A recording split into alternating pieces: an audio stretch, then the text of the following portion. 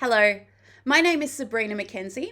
I am currently a PhD student in music psychology at the Melbourne Conservatorium of Music at Melbourne University in Australia, and I'm under the supervision of Dr. Solange Glasser and Dr. Margaret Osborne.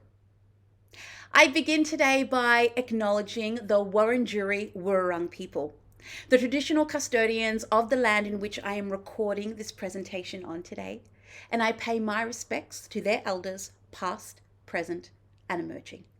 I would also like to extend that respect to all Aboriginal and Torres Strait Islander people that are watching this presentation today, either in Australia as well as all around the world. I am really excited today to share with you a presentation on the research that we are doing on the topic cultivating self-compassion through music listening. So, we have all experienced, in some way, the impact of COVID-19. Globally, this pandemic has significantly altered many people's lives. Diverse strategies have been implemented to avoid a health system crisis, which has then led to social distancing and self-isolation. There has been rapid change in the way that we travel, in the way that we conduct conferences, in our learning environments, in our working conditions, and even in social support. Now, as a consequence, we are seeing an increase in mental health concerns, including an increase in anxiety, stress, and depression. Now, according to recent research, young adults are consuming music to cope during this pandemic, with music serving as a means for young people to regulate their emotions during COVID-19 lockdowns. Now, in Australia, research has demonstrated that engaging in music during the pandemic can improve quality of life. Now, moreover, in comparison to other leisure activities that could also facilitate emotion regulation, such as exercising or gardening or crafting or even drug use, music listening gained the most significance during COVID-19, according to a study by Fink and colleagues in 2021. So we now know that music can be this effective tool for coping with psychological distress. It promotes social interaction and improves well-being during the pandemic. And as music listening exerts this powerful effect on the human emotion, this current study aims to advance this literature by analysing whether music listening has an ability to cultivate self-compassion, which is a strong predictor of mental health. So, what is self-compassion? So, compassion is rooted in many spiritual and moral philosophical traditions with varying definitions. So, the concept of self-compassion, however, is derived from Buddhist philosophy, where compassion is defined as being aware and caring for others and our own suffering. Over the past few years, compassion has been extensively studied with three primary areas being receiving compassion, compassion for others, and self-compassion. And in psychology, self-compassion has been gaining significant attention and research as it fosters a positive attitude towards oneself, and it also allows for psychological well-being, which is that synthesis of functioning well and feeling good. Now, the area of self-compassion in research is largely defined by Kristin Neff's 2003 conceptual model. Now, based on the various teachings of Buddhism, Neff describes self-compassion as an emotionally positive self-attitude and focuses on three areas, including self-kindness, common humanity, and mindfulness. Now, I'll just go through these three areas in just a little bit more depth. So, self-kindness refers to being kind to oneself and not criticizing, doubting, or judging. So, in moments of pain or grief, self-kindness entails forgiving, empathizing, being compassionate and warm towards oneself, as well as accepting one's abilities. Common humanity is defined as acknowledging as well as understanding that shared human experience, so not just one's own. It includes recognizing that failure may result in suffering and how to deal with that compassionately. Those that have this sense of common humanity feel socially connected through their suffering, recognizing that failure and shortcomings are inherent in being human and can be experienced by many people.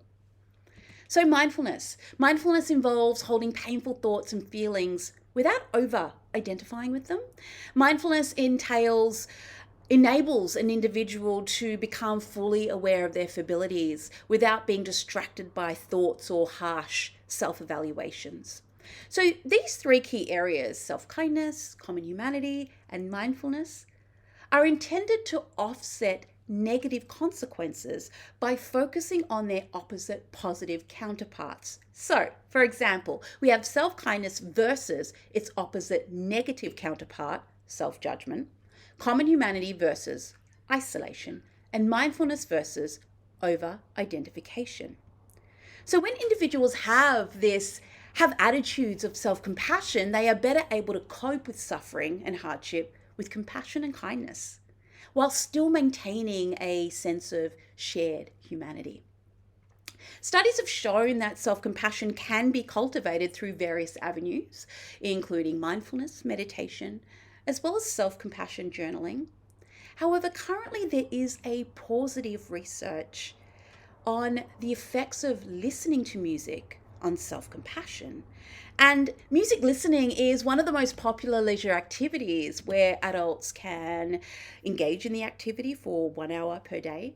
Young adults, however, can spend up to 18 hours listening to music per week. Now, I'm sure we are all aware that music listening is widely regarded as an essential part of this human experience. It is positively linked to the overall positive attitude towards one's life, otherwise known as life satisfaction, and also social connectedness, which is that experience and feeling of belonging to a social network, group, or relationship. Self-compassion, as I mentioned, is that strong predictor of mental health. It is also a strategy for emotional regulation. And like music listening, it is also linked positively to life satisfaction and social connectedness. So, we asked 153 university students residing in Australia, aged between 18 to 33, to complete an online questionnaire. Now, we've done this to explore if self-compassion could be cultivated through listening to music. Now, those unfamiliar with the concept of self-compassion may have difficulty in distinguishing it from other areas. So, for example, self-compassion is often compared to self-esteem. And self-esteem involves areas such as an individual's subjective evaluation of their worth as a person, which can be quite different from self-compassion. Self-compassion is also commonly compared to self-pity. So the feeling of pity for others usually originates from that sense of separation or disconnection. And I read one day a great example, that feeling that you get when you think, oh, thank goodness it's not my problem, or poor them, poor them. You know, in a similar way, people who feel self-pity may become absorbed in their own problems and forget that other people face similar issues. So there are various definitions for compassion as well as self-compassion. For example, compassion, according to the Oxford Dictionary in 2016, is sympathetic pity and concern for other people's suffering. So therefore, this study employs a deductive approach where participants were introduced to Kristin Neff's 2003 conceptual model of self-compassion, and they were introduced to the areas of self-kindness, common humanity, and mindfulness, as well as the opposite negative counterparts too. They were then asked to reflect on certain questions. So one of the questions were, reflecting on the idea of self-compassion during the COVID-19 pandemic, was there a situation where you experienced one or more of the three areas of self-compassion, so self-kindness, common humanity, or mindfulness, as a result of listening to music?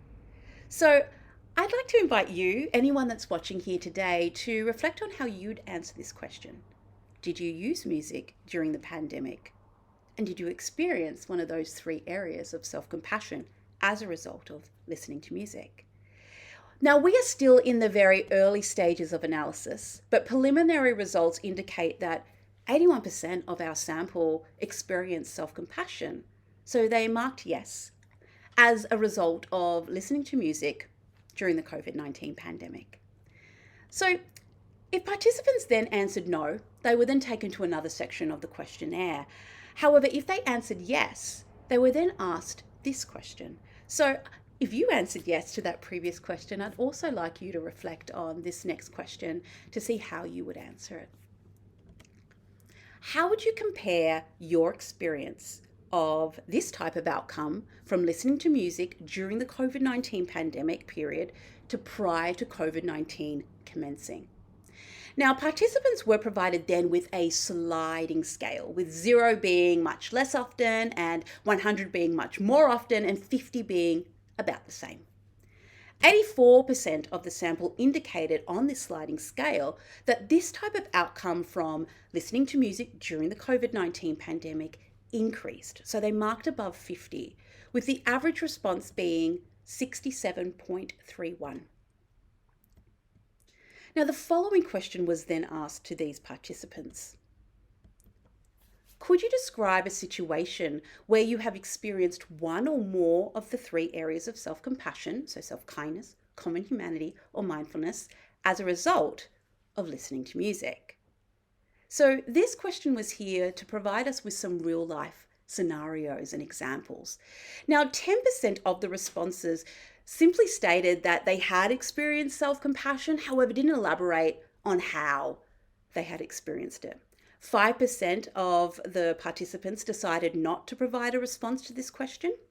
So out of the remaining responses, 94% included areas of Neff's model of self-compassion, and 6% were made up of other areas that didn't exactly relate to Neff's conceptual model of self-compassion and focused on other elements. So if we break down the data just a little bit further, 25% of the responses corresponded with self-kindness, 37% with common humanity, and 36% with mindfulness, with some areas also overlapping there too. So a thematic analysis is currently underway, and there are a number of themes that are starting to emerge that I'd love to share with you so that you can see how this is progressing. So some of the themes that are starting to come up are emotion regulation, which is so far making up for 52% of the cases, cognitive, which is making up for 39%, connection, making up for 35%, and outlet making up for 6%. And there's also that 6% that didn't provide an example. So if we have a look at emotion regulation, so a primary motivation for engaging in music is to regulate emotions. So it was no surprise that this theme was frequent throughout the study. So the sub-themes that are starting to show up in this theme are emotional support, positive emotions, and self-care. And to give you a bit of a taste of some of the responses that we are getting, I'll share with you some quotes here. So one here is, I use music to intensify my feelings of discomfort or inadequacy, to allow me to vent completely. Then, once my emotions are off my chest, I have the emotional space to treat myself with kindness and compassion. So this exemplar here is demonstrating how music listening supports emotions while allowing then for self-compassion. Another example here is, when I have been stressed about things beyond my control and beating myself up due to it, listening to music can help maintain a sense of mindfulness and self-kindness by allowing me to step back from my emotions and reassess the situation in a calmer state. We'll now move on to cognitive, which included responses where music listening had either altered participants' perspectives or thought processes. So it's including sub-themes such as loneliness, processing thoughts, as well as musical taste, so that change in musical tastes. So A majority of participants said that music helped them realize that they were not alone in their life struggles, which also leans towards common humanity, that acknowledgement of the shared human experience. Now, I'll just provide you with some of these responses as an example. So, artists that express lyrics in their music that relate to my situation allows me to understand that this is part of the human condition and other people have been in my situation and felt what I am feeling. And here's another. Listening to certain songs made me realize that other people are experiencing the same situations and emotions as me. We'll now move on to connection, and this theme refers to listening to music in order to feel closer or connected to someone or something.